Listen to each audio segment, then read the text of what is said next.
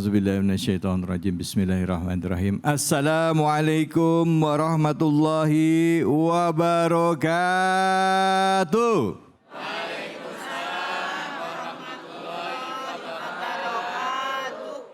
Alhamdulillahirabbil alamin. Puja dan puji kita panjatkan atas kehadirat Allah Subhanahu wa taala. Tidak lupa kita berikan salawat dan salam kita pada junjungan kita manusia yang mulia Nabi besar Muhammad sallallahu alaihi wasallam beserta keluarga, sahabat dan umatnya yang setia hingga akhir zaman. Ibu, Bu. Ya. Ibu sehat? Alhamdulillah. Masya Allah. Pak. Ya. Pak. Lemes banget jawabnya. Sehat Pak? Sehat. Alhamdulillah, Masya Allah. Dan begitu juga harapan kami untuk seluruh pemirsa iNews dimanapun saja Anda berada dalam keadaan sehat walafiat. Amin ya Rabbal Alamin. Yang paling penting adalah masih ada iman di dalam hatinya untuk senantiasa memperbaiki dirinya. Baik, seperti biasa ibu-ibu, bapak-bapak, saudara-saudaraku yang dirahmati oleh Allah, kita akan mencoba untuk melihat permasalahan yang ada di sekitar kita dan coba kita cari jawabannya dari Al-Quran. Nah, melalui guru-guru kita yang nanti akan menyampaikan kepada kita mengenai kajian kali ini. Tapi izinkan saya juga bahwa hari ini kami berada di masjid yang insya Allah dan Masya Allah bagus ya. Kalau ngelihat masjid ini mirip-mirip dengan masjid di ITB nih, pakai kayu begini ya Bu ya. Ya benar ya Bu ya. Kayak Masjid Salman ITB ya Bu ya.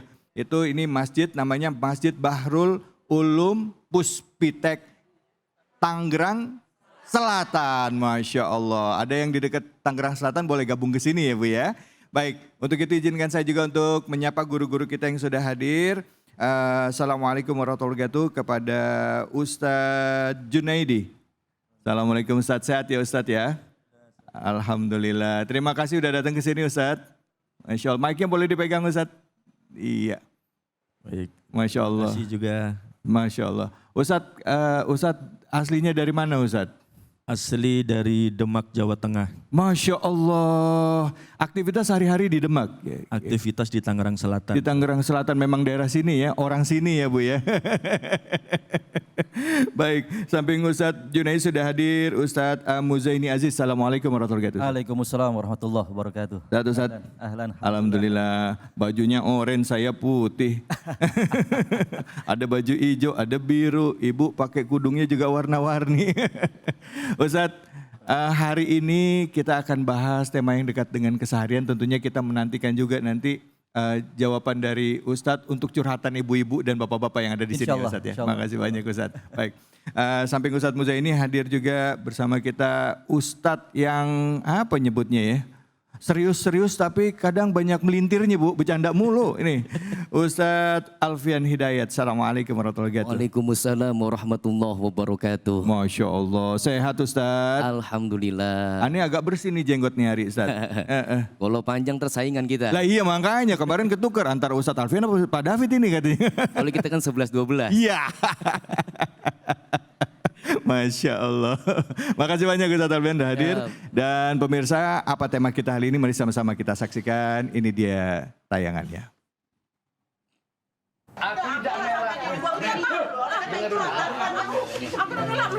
Nenek Marbiah menangis histeris saat proses mediasi dirinya dan anak angkatnya AY berlangsung. Ia tak menyangka setelah merawat dan membesarkan anak angkatnya sejak masih berusia 2 tahun hingga dewasa.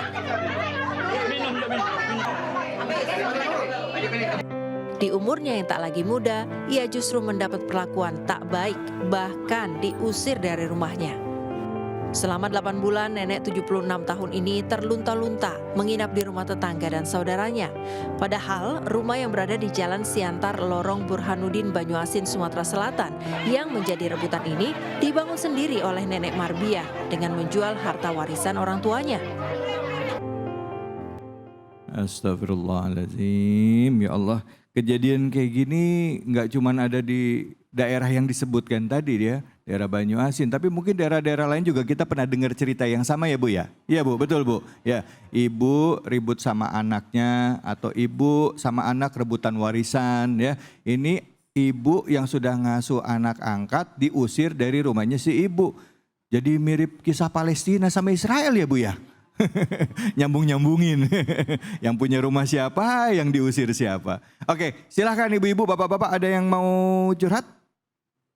Silahkan ibu. Assalamualaikum warahmatullahi wabarakatuh. Waalaikumsalam warahmatullahi wabarakatuh.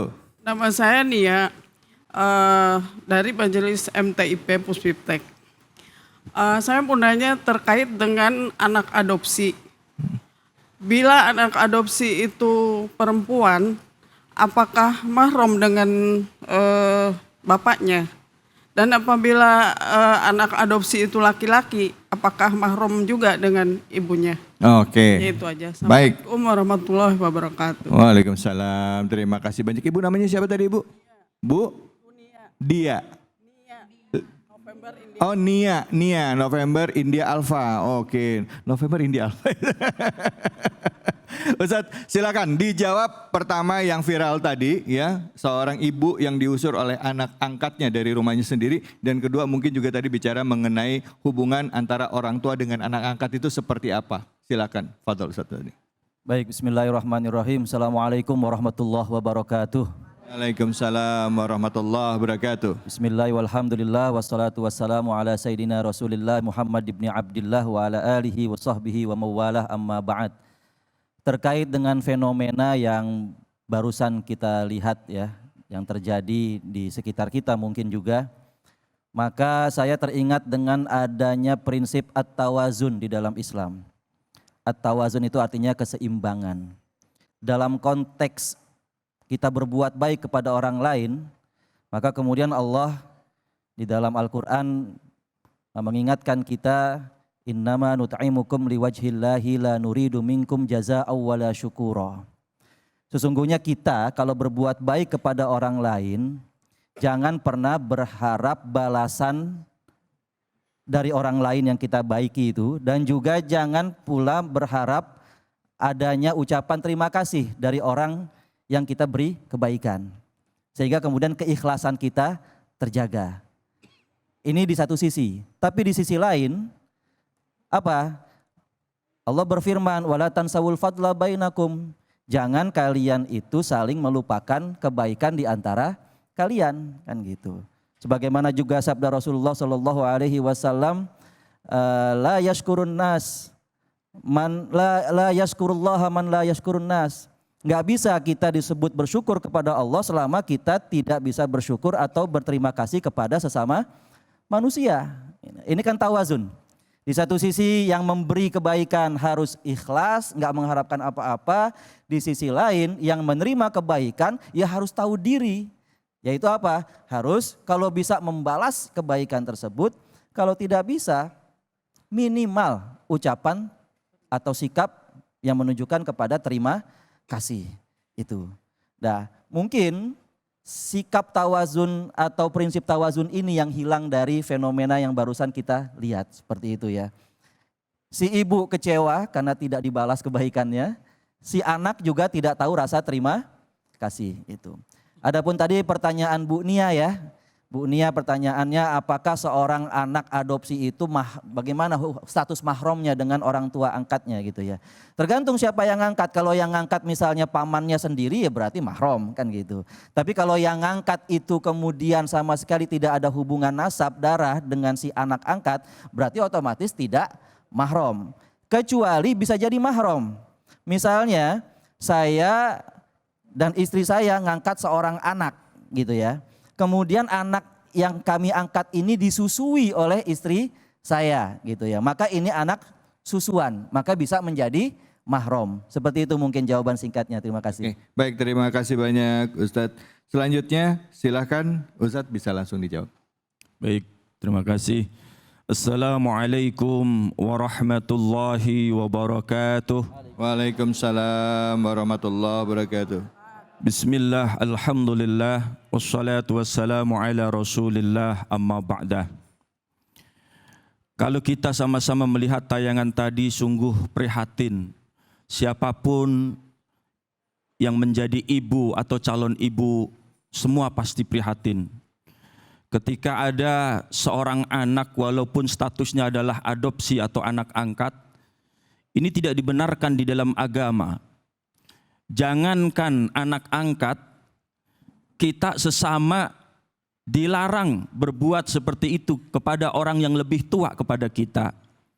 Sebuah hadis Nabi yang diriwayatkan oleh Imam At-Tirmidzi, Rasulullah sallallahu alaihi wasallam telah bersabda, "Man lam yarham laisa minna man lam yarham saghirana." Tidaklah dianggap sebagai golongan umatku, kata Nabi, orang yang tidak mempunyai rasa kasih sayang terhadap yang lebih kecil. Dan juga tidak dianggap sebagai umat Nabi pula adalah orang-orang yang selalu menyakiti orang-orang yang lebih tua, lebih sepuh. Kasus yang kita bisa lihat tadi adalah mereka ini sungguh keterlaluan. Ada dua penyebab kenapa mereka ini sampai hilang akal sehatnya dan hilang perasaannya. Satu, ketika dia itu marah yang berlebihan oleh sebab ditegur mau nikah yang keempat. Bapak Ibu mohon maaf, kalau baru mau menikah nggak masalah, ini mau menikah yang keempat, ditegur marah-marah. Dengan ghadab itulah yang bisa menghilangkan akal. Al-ghadab yuzilul aqla. Sabda Nabi, kemarahan itu bisa menghilangkan akal pikiran. Maka siapapun orang yang sering kali marah, ini akan akal sehatnya akan hilang.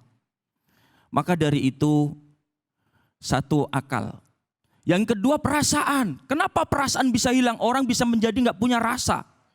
Kan kalau kita melihat orang yang sudah sepuh, kan rasanya kita ini ada kasih sayang. Kasihan banget ya orang udah sepuh, emak-emak sudah repot hidupnya dan sebagainya.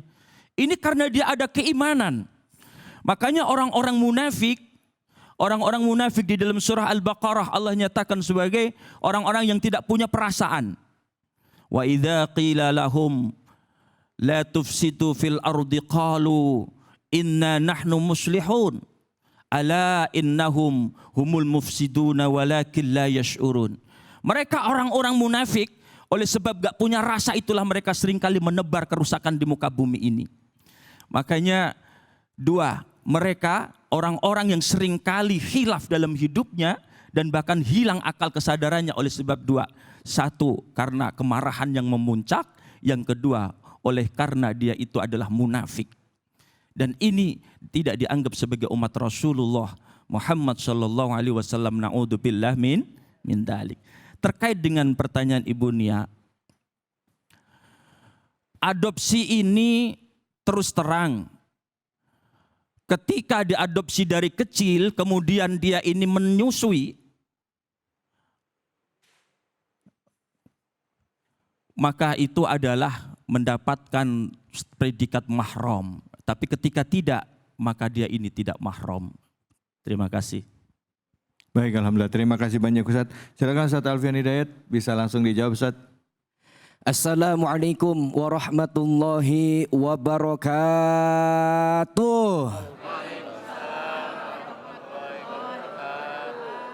Jalan-jalan ke Ciawi, pulang-pulang beli nanas. Ngomong cakepnya lemes banget. Yang kompak ngapa, Po? Siap ini kompak, siap?